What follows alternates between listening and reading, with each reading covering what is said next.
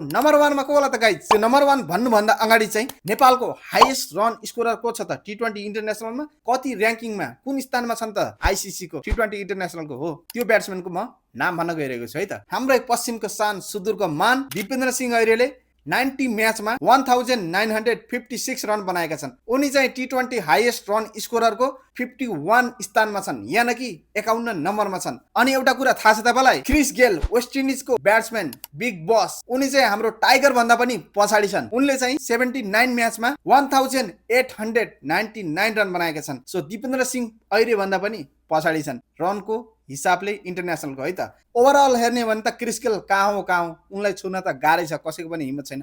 तर टी20 इन्टरनेसनल म्याचमा चाहिँ हाम्रो दिपेन्द्र सिंह ऐरे क्रिस गेललाई नि पछाडी पारेका छन्। यो कुरा पहिला तपाईलाई थाहा थियो कि नै? प्लिज कमेन्ट गर्नु है त।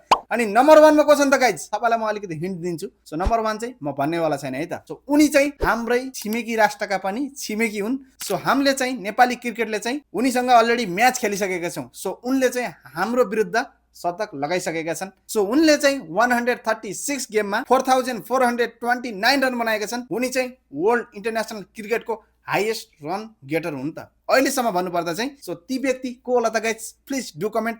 यस्तै भिडियोको लागि मलाई फलो गर्नु होला। Thank you so much for watching. जय नेपाल।